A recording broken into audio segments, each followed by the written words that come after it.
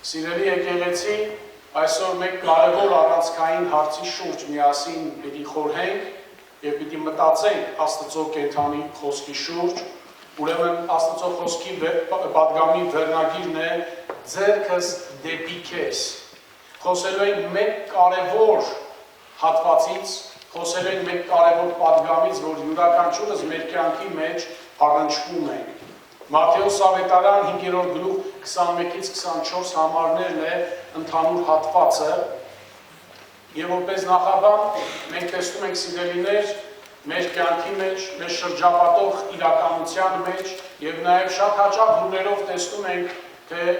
ժողովուրդը մարդիկ որքան աններողամիտ են գտնվում մեկը մյուսի հանդեպ շատ ժամանակ որքան չարացած եւ որքան բարկացկոտ են գտնվում մեկը մյուսի հանդեպ եւ որը ունենում է շատ դժվարին եւ ծանր հետևանքներ եւ այդ հետևանքներից մեկն է սպանությունը։ Ըստ վիճակագրական տվյալների Հայաստանում 2024 թվականին 63 սպանության դեպք է գրանցվել։ 2025 թվականի 8 ամիսների հաշվարկի համաձայն մոտ 38 անձ է սպանվել։ Այս ամենը կատարվել է այն պատճառով, երբ մարդիկ իրենց դիմացինին չեն մոտենում եղբայրաբար, այլ մոտենում են աններողամտության, անզսպության եւ ատելության հոգիով։ Մատթեոս 5-րդ գլխում լեռան քարոզը ցույց է տալիս, որ Աստծո արքայության քաղաքացի լինելու ապացույցը օրենքը եւ ծեսերը արտակնապես պահպանելը չէ։ Այդ սրտի խորքում եղող աստվածպաշտությունն է, որը համահունչ է Աստծո կենդանի խոսքի հետ։ Հրեաները մտածում էին, որ եթե մարդ բառացիորեն չսպանի, ապա մեղավոր չէ, բայց Հիսուսը բացահայտում է մեղքի արմատը, որ է չար ու ատող սրտի վիճակը, որը դեռ սպանություն չէ, սակայն արդեն այդ նույն սպանության ոգին է տիրում մարդու սրտի մեջ։ Այս համարներում Տերը մեկնաբանում է 6-րդ պատվիրանը նշելով դրա իրական նպատակը եւ ամբողջ բովանդակության նշանակությունը։ Սիրելիներ, քարոզը բաղկացած է երկու կետերից եւ այս երկու կետի օգնությամբ պիտի խոսենք հետեւյալը, որ այս քարոզից մենք սովորելու ենք, որ Աստված մերժում է այն ընծան, այն պաշտամունքը, որը կատարվում է անհաշտ սրտով եւ հրավիրում է մեր շտապ հաշտվելու եւ Քրիստոսով պահպանելու հաշտությունը եւ միասնությունը թե Աստծո հետ եւ թե մեկս մյուսիս հետ։ Առաջին կետը հետեւյալն է. սրտի մեջ եղած բարկությունը որպես սպանության արմատ։ Մատթեոս 5-րդ գլուխ 21 եւ 22 համարներն ասում է. լսել եք, թե ինչ ասվեց նախնիներին, մի սպանիր, իսկ ով սպանի դատաստանի կենթարկվի, բայց ես ասում եմ ձեզ, ամեն ոք, ով զուր տեղը իր եղբոր վրա բարկանա, դատաստանի կենթարկվի, եւ ով իր եղբորը հիմար ասի, ատյանի կենթարկվի, եւ ով իր եղբորը անմիտ ասի, գեհենայի կրակին կդատապարտվի։ Առաջինն ասում է, դուք լսել եք, բայց ես ձեզ ասում եմ։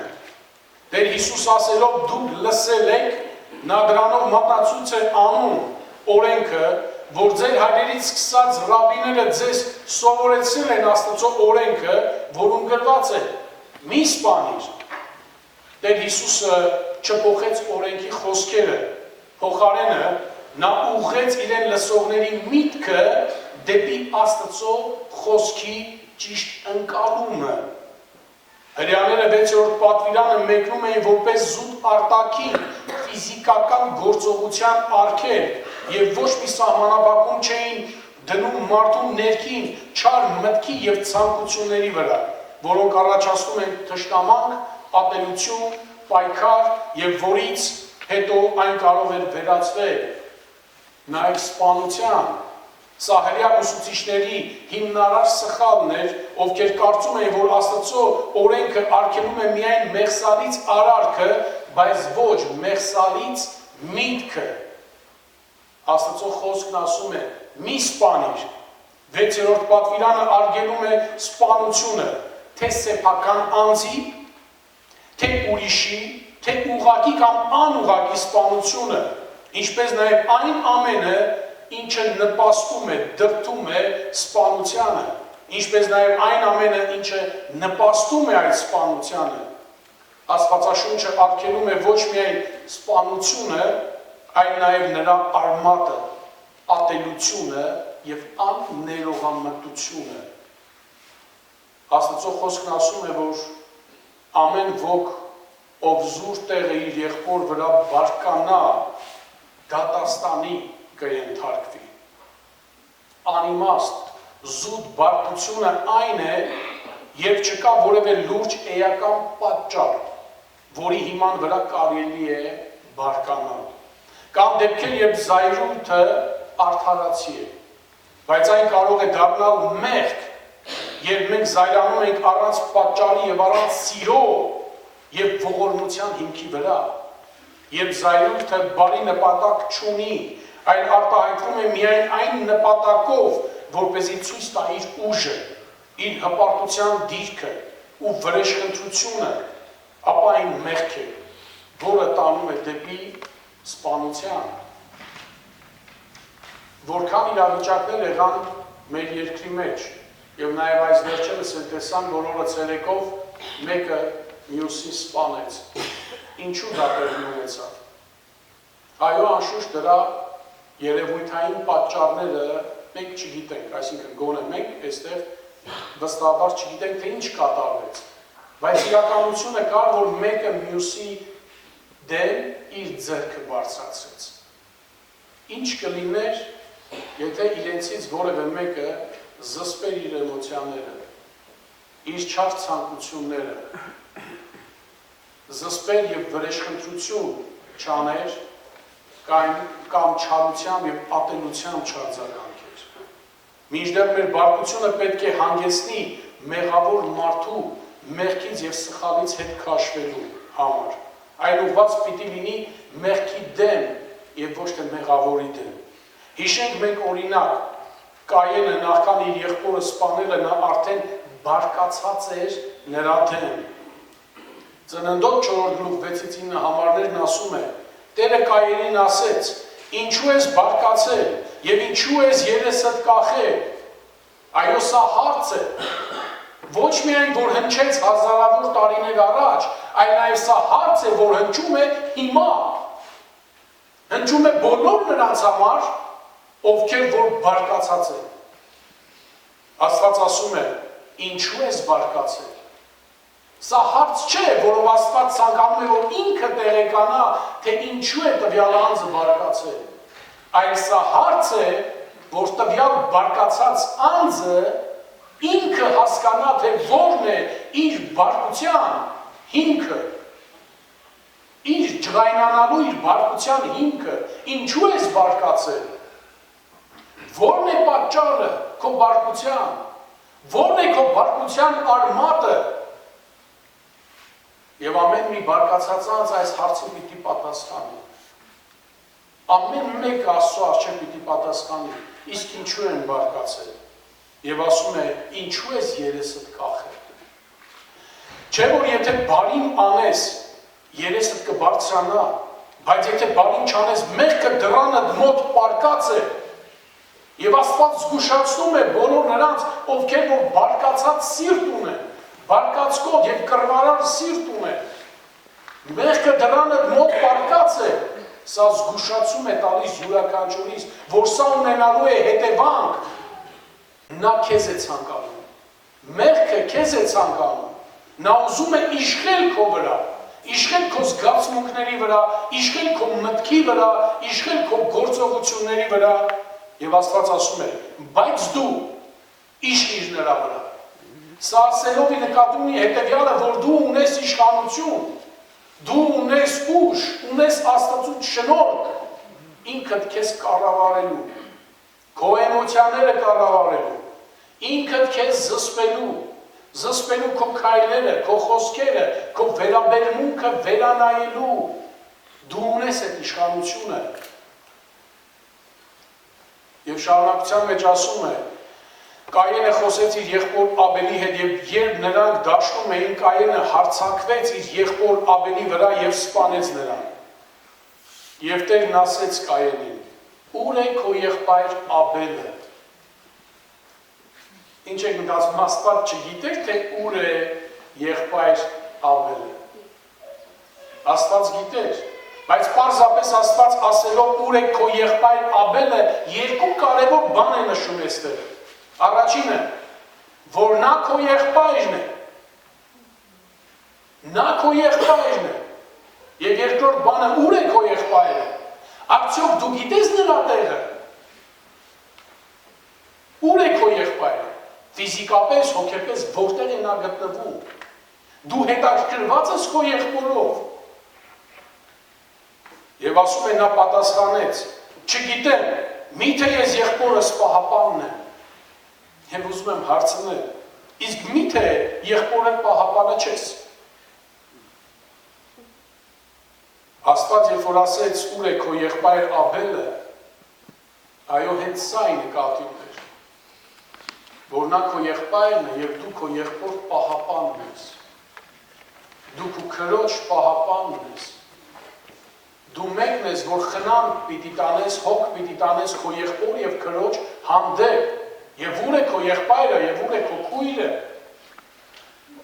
այո դու քո եղբոր և քրոջ պահապանն ես, խնամ տանողն ես և ոչ թե նրան վնասողը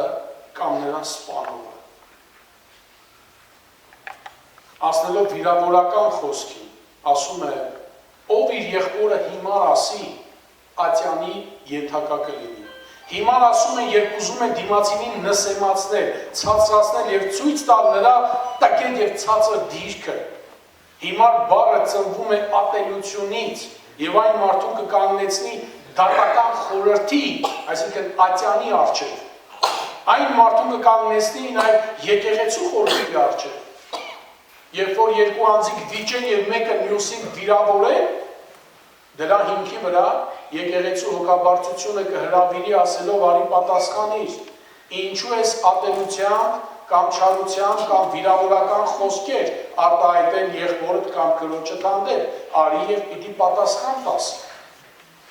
Եվ եթե նա չապաշխարի, ապա նա կկանգնի նաև Աստծո ատյանի առջև և նա պիտի պատասխան տա։ Հաջորդ բանը գնում է խորը թշնամության ու ագհամարանական խոսքի մասին, ով իր եղբորը անմիտ ասի, գեհենի կրակին կդատապարտվի։ Անմիտ ասելով մարդուն հավասարեցնում են կենդանու հետ անմիտ, առանց մտքի, որը առաջնորդվում է բնազդով և ոչ թե մտքով։ Տեր Հիսուսը ասում է, որ անմիտ բառի աղբյուրը նույն սպանության մեղքն է, նույն դրա արմատն է հանդիսանում, որը չարությունն է և ատելությունը։ Հետևաբար այն մարդը, ով ատելությամբ է վարվում մեկ ուրիշին, նույնքան մեղավոր է, որքան մարդասպանը և արժանի է գեհենի կրակին։ Եթե կա իրական եղբայրասիրություն և իրական աստվածպաշտության կյանք, ապա դա վիրավորված կամ վիրավորող մարդուն կառաջնորդի հաշտության, բայց ամբողջ հարցը, եթե կա այդ իրական աստվածպաշտությունն և իրական սերը։ Երկրորդ կետին անդրադառնալով վերնագիր հետևյալն է, ընծատ Աստծուն տալուց առաջ կարևոր է հաշտ սիրտը։ Մինչև մոտենալ այս սուրբ սեղանին, որ պատրաստված է յուրաքանչյուր Աստծուն սիրողի համար, յուրաքանչյուր այն անձի համար, ովքեր որ Տեր Հիսուս Քրիստոսին ընդունել են իրենց անձնական Տեր և Փրկիչը և մկրտությամբ հաստատել են իրենց Աստծո զավակ լինելը, այս սեղանը պատրաստված է նրանց համար։ Այս սեղանը ունի Աստծո սիրո խորհուրդը, նշանը, և չես կարող այս սեղանին մոտենալ քո սրտում ատելություն ունենալու։ Չես կարող այս սեղանին մոտենալ աններողամտությամբ, քանի որ այս սեղանը Աստծո ողորմության և ներողամտության խորհուրդը ունի։ 23-ից 24 համարներն ասում են. Արդ եթե սեղանի վրա քո ունցան մատուցելիս լինես ու այնտեղ հիշես, որ եղբայրդ քո դեմ որևէ բան ունի, թող քո ունցան այնտեղ սեղանի առաջ եւ գնա նախ եղբորդ հետ հաշտվիր, ապա արի քո ունցան մատուցիր։ Փութով հաշտվիր քո հակառակորդի հետ, քանի դեռ նրա հետ ճանապարհին ես։ Գուցե նա քեզ դատավորին հանձնի, իսկ դատավորը դահճին։ Եվ դու բանտ նետվես, ճշմարիտ եմ ասում ձեզ, այնտեղից դուրս չեք գա, մինչև վերջին լուման չվճարես։ Աստծո համար ոչ թե կարևոր է մարդու կողմից կատարված գեղեցիկ եւ ցուցադրական ընծան, պաշտամունքը, աղոթքը, այլ հաշտ սիրտը, որը հաշտ է թե Աստծո հետ եւ թե իր շուրջը գտնվող մարդկանց հետ, իր եղբայր քույրերի հետ, իր ընտանիքի անդամների հետ։ Մենք պետք է զգուշորեն պահպանենք քրիստոնեական սերը ու խաղաղությունը մեր եղբայրների եւ քույրերի հետ։ Եվ եթե այն խախտված է, ձգտենք վերականգնել այն Աստծո առջև։ Աստծոն ասում է շտապիր հաշտվելու։ Մարկոս ավետարան 11-րդ գլուխ 24-ից 26 համարներում ասում է. այն ամենը ինչ աղոթքով խնդրեք, հավատացեք, որ կստանաք ու դա կտրվի ձեզ։ Երբեմն լինում են դեպքեր, որ մարդիկ միայն կենտրոնանում են այս համարի վրա, ասելով, որ ինչ ուզես, աղոթես եւ կխնդրես, Աստված քեզ կտա, մոռանալով մեկ բան, որ այս նախադասությունը ունի շարունակություն, եւ շարունակությունն ասում է. եւ երբ որ աղոթքի կանգնեք, եթե մեկի դեմ որևէ բան ունեք, ներեք, որպեսզի ձեր հայրն էլ, որ երկնքում է, ձեր հանցանքները ձեզ ների, բայց եթե դուք չներեք, ձեր երկնավոր հայրն է, ձեր հանցանքները չի ների ձեզ։ Տերունական աղոթքում ասվում է. ներիր մեր մեղքերը, ինչպես մենք ենք ներում մեզ պարկ եղողներին։ Այսինքն, ներիր մեզ, ինչպես մենք ենք ներում։ Իսկ եթե մենք չենք ներում, սա նշանակում է, որ ուրեմն դու էլ մեծ ներիր։ Եվ տեսեք, թե որքան կարևոր է այս հարցը, ներել, բաց թողնել։ Ինչու՞, որտեղ եթե չներես, քեզ համար էլ չի ներվելու։ Եթե դուք եք սկսել վեճը կամ խնդիր եք առաջացրել ձեր վարվեցողությամբ կամ ձեր անզգույշ խոսքով եւ սրանից ելնելով ձեր եղբայրը ձեր դեմ ինչ-որ բան ունի, ապա գնացեք եւ հաշտվեք ձեր եղբոր կամ քրոջ հետ։ Եվ սա պիտի արվի նախքան ձեր ընծան սեղանին բերելը, նախքան ընծան պաշտամունքը մատուցելը։ Կարևոր է լուրջ անձնական ինքնակնությունը,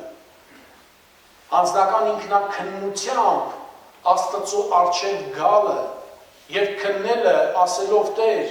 իսկ ինչ կա իմ սրտի մեջ։ Ուրեմն զայրույթով, նախանձով, չարությամբ եւ աններողամտությամբ մատուցված աղոթքը ընծան Աստծո առջև ընդունելի չէ։ Ատիմոթեոս 2-րդ գլուխ 8-րդ համարն ասում է. արդ կամենում են, որ տղամարդիկ ամեն տեղ աղոթք կանեն, մաքուր ձեռքեր բարձրացնելով առանց բարկության ու երկմտանքի։ Աստված այս տեսակ աղոթք է ուզում, առանց բարկության, առանց երկմտանքի։ Եսայա մարգարեության մեջ ասում է. երբ դուք տարածում եք ձեր ձեռքերը, Աստված ասում է, ես իմ աչքերը կծածկեմ ձեզնից, եւ շատացնեք ձեր աղոթքները, ես ձեզ չեմ լսելու։ Կարող ենք հարցնել, իսկ ինչու՞։ Շարունակությունն ասում է, ձեր ձեռքերը լի են արյունով։ Սիրելի եկեղեցի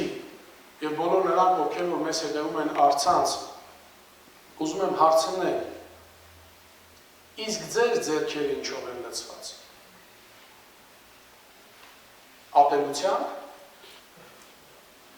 բարկությամբ, չարությամբ,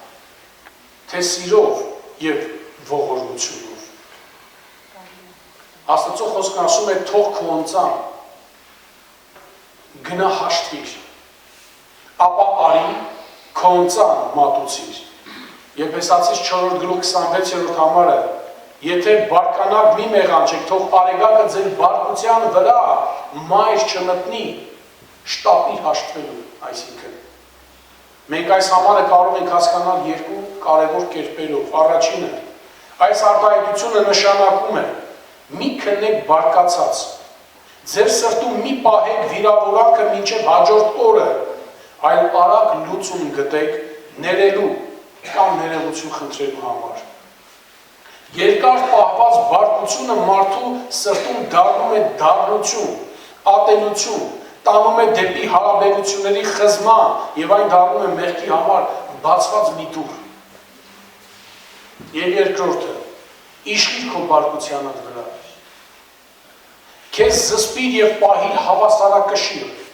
որպեսզի ոչ դու մեղք գործես, ոչ էլ դրդես դիմացինիդ մեղք գործելու համար։ Հրեաները պահպանում էին աստվածապաշտության արտաքին ձևը,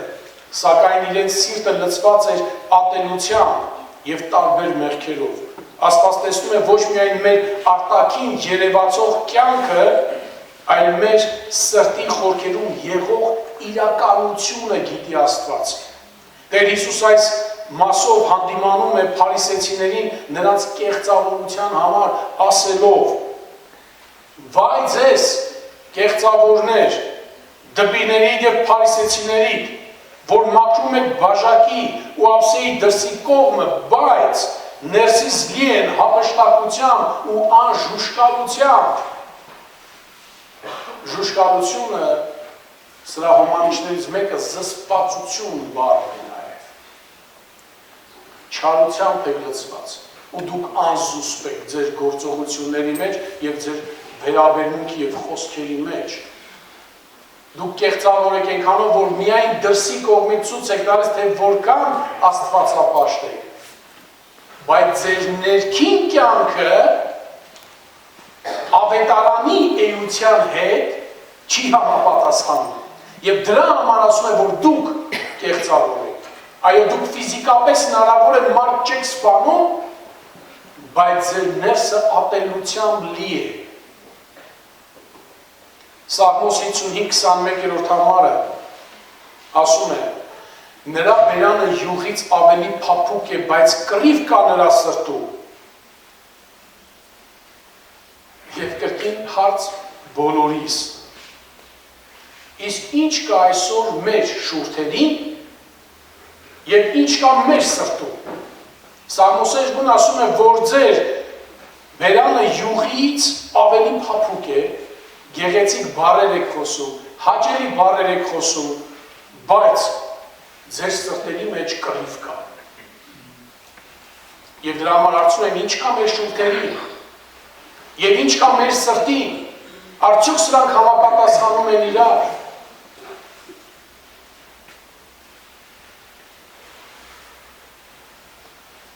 Եղբայրներ և քույրեր և բոլոր նրանք, որ առցանց տեսնում եք այս քարոզը, հետևյալն եմ ասում, որ իմ և քո համար ևս կլինի կեղծավորություն այն, որ մենք միայն շատ մեծ լրջությամբ պատրաստվում ենք Աստված պաշտության և մասնակցելու ենք Սուրբ հաղորդությանը, իսկ մնացած ժամանակը ապրում ենք մի կյանք, որը հեռու է ավետարանի բնույթից։ Հաղորդության օրն է, որ մարդիկ փորձում են հատուկ կերպով ներել կամ ներողություն խնդրել։ Միայն այդ օրն է, որ փորձում են սիրալիր երևալ մարդկանց կամ ավելի առատաձեռն լինել հանգանակություն տալիս։ Միայն այդ օրը փորձում են հեռու մնալ մեղքից, բամբասանքի չարախոսությունից, հարբեցողությունից, անառակ վարք ու բարքից, էմոցիոնալ պոռթկումներից, կարծես թե միայն այդ օրը, որովհետև Սուրբ հաղորդություն է, այդ օրը հատուկ պատրաստված պիտի գա։ Սիրելի եկեղեցի, ինչ է սա, եթե ոչ կեղծավորություն Աստծո և նրա եկեղեցու առջև։ Ուրեմն մեր աստվածպաշտության կյանքը միայն չի սահմանափակվելու Սուրբ հաղորդությունով կամ եկեղեցի հաճախելով, այլ մեր ողջ կյանքը պիտի հանդիսանա Աստծուն ընծայված և նրա համար զոհաբերված մի կյանք, որտեղ որ Աստված կփառավորվի։ Ուրեմն վերանայիր Աստված պաշտությանը կյանքը։ Մատթեոս ավետարան 5-րդ գլուխ 25-րդ համարն ասում է փութով հաշտվիր, այսինքն շտապ հաշտվիր քո հակառակորդի հետ, քանի դեռ նրա հետ ճանապարհին ես, գնա հաշտվիր եղբորդ հետ, ուստի հանգիստ մի տվեք ձեր աչքերին եւ ձեր մարմնին, այլ շտապեք հաշտվելու։ Այո, Աստված բոլոր մեղավորների հակառակորդն է հանդիսանում։ Իսկ Հիսուս Քրիստոսը հաշտության միակ միջնորդն է։ 2 Կորինթացիներին ուղղված նամակում 5-րդ գլուխ 10-ից 21 համարներն ասում է, որովհետև Աստված էր, որ Քրիստոսով աշխարհը իր հետ հաշտեցրեց եւ նրանց հանցանքները իրենց ներեց եւ հաշտության խոսքը մեր մեջ դրեց։ Մարդու եւ Աստծո միջև հաշտության խոսքը, որ Քրիստոս Հիսուսն է հանդիսանում, մեր մեջ դրեց։ Մենք մեկ կարևոր գործ ունենք անելու մեր ընտանիքների մեջ, հասարակության մեջ, եկեղեցու մեջ, հաշտության խոսքը քարոզելու։ Ոչ թե բարկության, չարության ու ատելության, այլ հաշտության խոսքը քարոզելու մարդկանց։ Եվ ասում է, ուրեմն, Քրիստոսի անունով ենք պատգամաբերություն անում, որպես թե Աստված ինքն է մեր միջոցով պատգամում։ Եվ այստեղ կարծես թե առաքյալը իր մեջ պորտքում է բարձրաձայն պարզապես աղաղակելով, ասելով հանուն Քրիստոսի աղաչում ենք, հաշտվեք Աստծո հետ, որովհետև անհաշտությունը ինձ և քեզ հեռացնում է Աստծուց։ Իսկ հաշտությունը, ներողամտությունը, ողորմությունը և խոնարհությամբ խոստովանությունը մեզ առաջնորդում է դեպի Աստված։ Եփեսացիներին ուղղված նամակում 4-րդ գլուխ 31 և 32-րդ համարներն ասում է. ամեն դառնություն, բարկություն, սրտմտություն, աղաղակ և հայհոյություն թող վերանա ձեզանից ամբողջ չարությամբ հանդերձ։ Միմյանց հետ քաղցր եղեք, գթած, միմյանց ներելով, ինչպես որ Աստված էլ Քրիստոսի միջոցով ձեզ ներեց։ Եվ ամփոփելով, Աստված մերժում է այն ընծան, այն պաշտամունքը, որը կատարվում է անհաշտ սրտով և հրավիրում է մեզ հաշտության, հրավիրում է մեզ խուսափելու վիրավորական խոսքերից, մաքրելու մեր սրտի բարկությունը ու ատելությունը, մեր սրտում հաստատելու և զարգացնելու խաղաղությունը ու հաշտությունը, որպեսզի մեր կյանքը և ծառայությունը ընդունելի լինի Աստծո անվան փառքի համար։ Ամեն։